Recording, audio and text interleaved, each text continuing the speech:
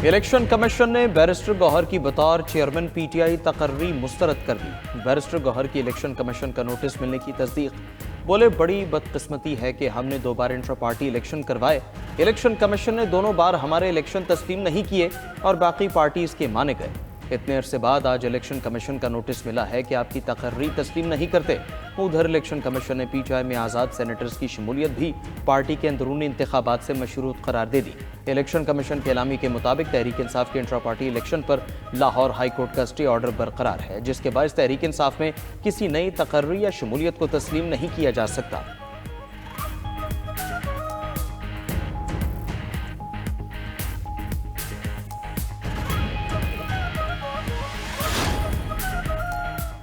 پارلیمانی محاذ پر پی ٹی آئی کے غیر سیاسی اقدامات روکنے کے لیے اہم فیصلے۔ ریاست اور ریاستی اداروں کے خلاف بدزبانی، ڈائس کے گھیراؤ اور ہلڑ بازی پر رکنیت معطل ہوگی۔ سزا یافتہ مجرم بانی پی ٹی آئی کی تصاویر ایوان میں لانے پر بھی کارروائی ہوگی۔ ایوانوں کا تقدس یقینی بنانے کے لیے چیئرمین سینٹ اور اسپیکر قومی اسمبلی سخت اقدامات اٹھائیں گے۔ قائم مقام chairman senate Saidal Khan P T I کو دی گئی رولنگ پر عمل درآمد یقینی بنانے کی ہدایت کریں گے۔ بولے ان کی رولنگ سیاسی نہیں، آئین اور قانون کے مطابق تھی، اب تک برداشت کیا، آئندہ خلاف ورزی پر سینیٹرز کی رکنیت معطل کر دی جائے گی۔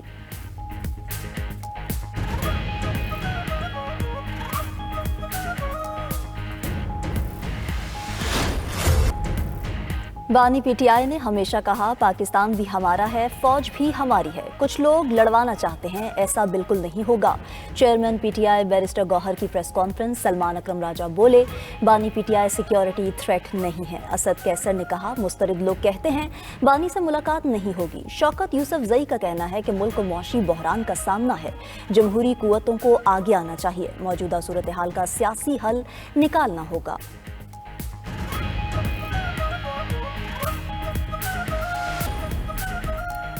حوصلوں اور قربانیوں کی داستانیں ان کو سنائیں جو کہتے ہیں خان نہیں تو پاکستان نہیں۔ خواجہ آصف کا ایکس پر پیغام لکھا پاکستان کے لیے آگ اور خون کا دریا عبور کرنا پڑا تھا، لاکھوں شہید ہوئے، لاکھوں عصمتیں لٹیں، کس طرح خون کی لکیر کو عبور کر کے پاک سرزمین پر سجدے کیے گئے۔ آج دہشت گردی اور بھارت کے خلاف جنگ میں ہمارے شہیدوں اور غازیوں کی زباں پہ ایک ہی نعرہ ہے، پاکستان نہیں تو ہم نہیں۔ معاون خصوصی اختیار ولی خان کا کہنا ہے پی ٹی آئی کھائی میں گر چکی، اب پاکستان اور بانی پی ٹی آئی میں سے کسی ایک کے انتخاب کا وقت آ چکا ہے۔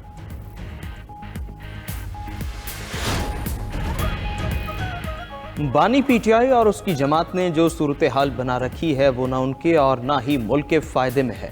تسلسل کے ساتھ ایک ادارے اور اس کے سربراہ کو ٹارگٹ کیا گیا۔ رہنما پیپلز پارٹی قمر زمان قاہرہ کا کہنا ہے پی ٹی آئی کے اندر بانی کے علاوہ کسی کی کوئی حیثیت نہیں، یہ سب مل کر بھی اسے سمجھانا چاہیں تو نہیں سمجھا سکتے۔ سینئر وزیر سندھ شرجیل میمن بولے پی ٹی آئی قیادت کے بھارتی میڈیا کو انٹرویوز اور متنازع بیانات افسوسناک ہیں، ان کا سوشل میڈیا بھارت اور افغانستان سے چل رہا ہے۔ پیپلز پارٹی کی پوری لیڈرشپ کو شہید کیا گیا، مگر پیپلز پارٹی نے کبھی بدلہ لینے والی سیاست نہیں کی اور پاکستان کھپے کا نعرہ لگایا۔ ترکیہ جنگی ڈرونز تیار کرنے کے لیے پاکستان میں مراکز قائم کرے گا۔ ترک سٹیلتھ اور جدید ڈرون پاکستان میں تیار کیے جائیں گے۔ بلومبرگ کی رپورٹ دعویٰ کیا کہ ترکیہ نے پاکستان کو 5th جنریشن فائٹر پروگرام میں شمولیت کی پیشکش بھی کی ہے۔ اقدام کا مقصد مشرق وسطی اور بین الاقوامی دفاعی منڈیوں تک رسائی حاصل کرنا ہے۔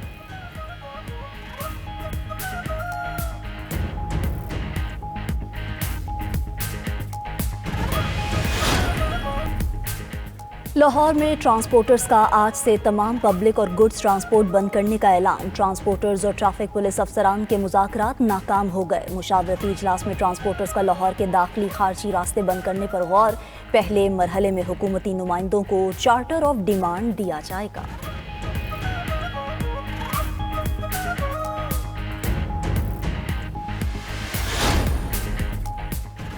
عمان رائل نیوی کا فلوٹیلا بحری مشق کے لیے کراچی پہنچ گئے۔ آئی ایس پی آر کے مطابق پاکستان اور عمان کی 2 طرفہ بحری مشق سمر الطیب 2025 میں شرکت۔ مشترکہ مشق کا مقصد میری ٹائم سیکیورٹی تعاون مضبوط بنانا ہے۔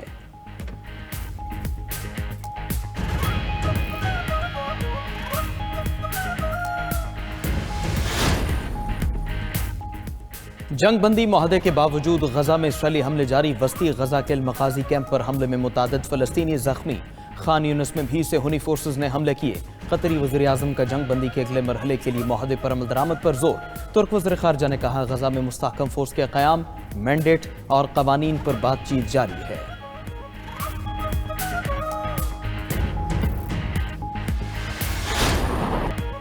یوکرین پر روسی حملوں میں شدت، یوکرین کی دفاعی صلاحیت کو شدید دھچکا۔ روسی حکام کے مطابق 24 گھنٹوں میں روسی حملوں میں 1450 یوکرینی فوجی ہلاک ہو گئے۔ ہائپرسونک میزائلوں سے یوکرین کی دفاعی صنعت بھی تباہ کر دی۔ طویل فاصلے کے ہتھیاروں نے تمام اہداف کو کامیابی سے نشانہ بنایا۔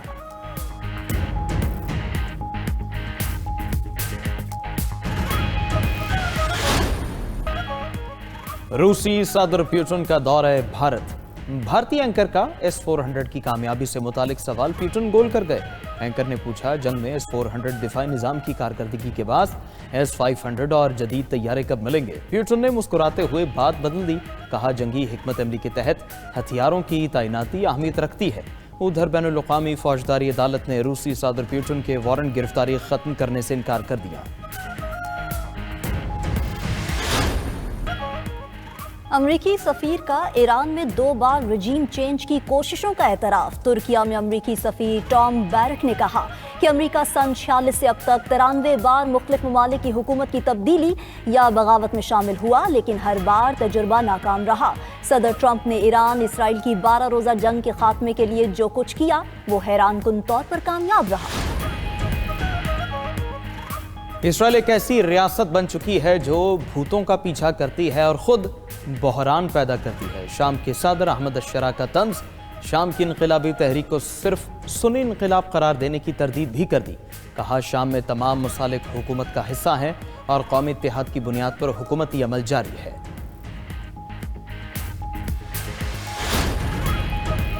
فرانس میں ڈرائیور نے نشے کی حالت میں گاڑی ہجوم پر چڑھا دی، 15 افراد ہلاک، متعدد زخمی۔ خبر ایجنسی کے مطابق واقعہ علاقے سینٹ این میں کرسمس کی تیاریوں کے دوران پیش آیا۔ پولیس نے 45 سالہ ڈرائیور کو موقع پر ہی گرفتار کر لیا۔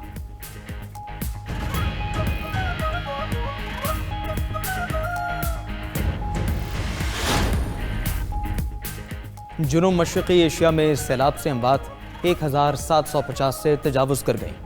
انڈونیشیا میں 908 افراد ہلاک، 410 لاپتہ ہیں۔ شری لنکا میں ہلاکتیں 607 ہو چکی، 214 لاپتہ ہیں۔ تھائی لینڈ میں 276، ملیشیا میں 3 اور ویتنام میں 2 اموات کی تصدیق۔ دور دراز علاقوں میں غذائی قلت کا بحران سر اٹھانے کا خدشہ۔ عالمی سطح پر ٹیرف جنگ سے دنیا بھر کی تجارت متاثر۔ عالمی تجارتی تنظیم کے مطابق حالیہ پابندیوں کے باعث دنیا کی 20% درآمدات متاثر ہوئی ہیں۔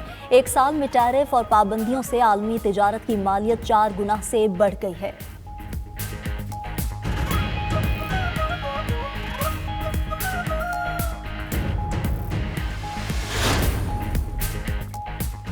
آسٹریلیا کے صوبے نیو ساؤتھ ویلز میں جنگلاتی آگ نے تباہی مچا دی۔ کولونگ کے علاقے میں درجنوں گھر جل کر راکھ۔ حکام کے مطابق نیو ساؤتھ ویلز میں 75 مقامات پر آگ بھڑکی، 19 مقامات پر آگ پر قابو نہیں پایا جا سکا۔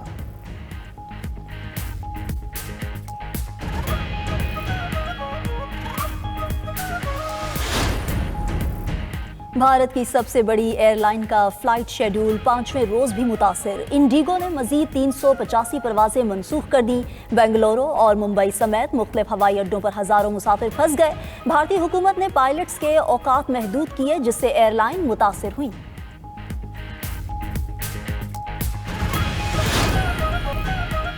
خانہ کعبہ کا خوبصورت خلائی نظارہ، حیرت انگیز تصویر نے دنیا کو حیران کر دیا۔ ناسا کے سائنسدان اور فوٹوگرافر ڈونلڈ پیٹٹ کی بنائی تصویر میں خانہ کعبہ ہیرے کی مانند چمکدار نظر آ رہا ہے۔ تصویر 400 کلومیٹر بلندی سے بین الاقوامی خلائی اسٹیشن سے لی گئی، جسے اب تک ہزاروں بار شیئر کیا جا چکا ہے۔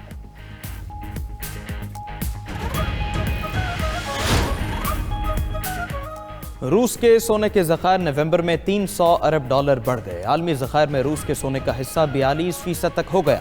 روسی مرکزی بینک کے مطابق سونے کے اثاثوں میں 3.6% اضافہ ہوا۔ مجموعی بین الاقوامی ذخائر 735 ارب ڈالر ہیں۔ کرائسٹ چرچ ٹیسٹ میں ویسٹ انڈین بیٹرز کی تاریخ ساز اننگز نیوزی لینڈ کی یقینی فتح ڈرا میں بدل دی.